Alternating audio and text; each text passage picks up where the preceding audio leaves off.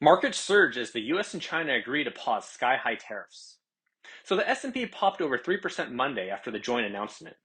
All things considered, investors likely got the best possible outcome from the weekend talks.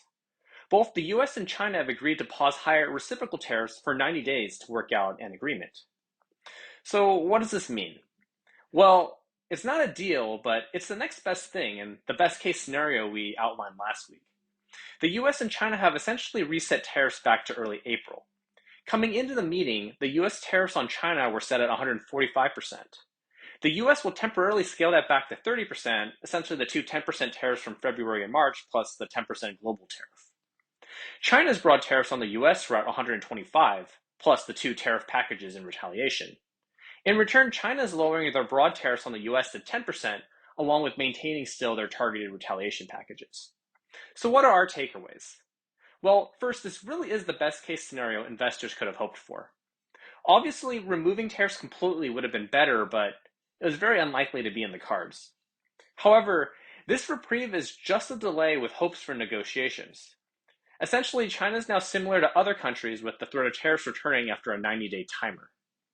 While a UK deal was struck, the UK is small and honestly a bit too eager to please the White House while never having a trade surplus in the first place.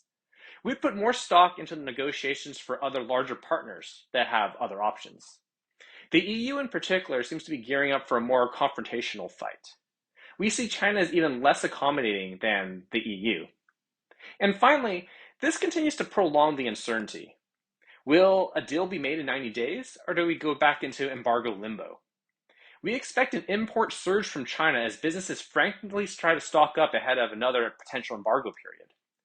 We also expect more pressure on jobs as companies likely remain cautious with so much future uncertainty. Meanwhile, we'll see how consumers react. Price increases are likely with 30% tariffs and still some near-term supply chain issues from last month. However, how much of that will impact confidence, and will their wallets start to loosen up a little bit? While we're definitely cautiously optimistic with the tariff de-escalation, if you go back to the start of the year, we're still looking at 30% additional tariffs on China plus 10% on everyone else. That's already a recipe for at least some inflation. With negotiations ongoing, we'd expect the tariff drama to die down a bit.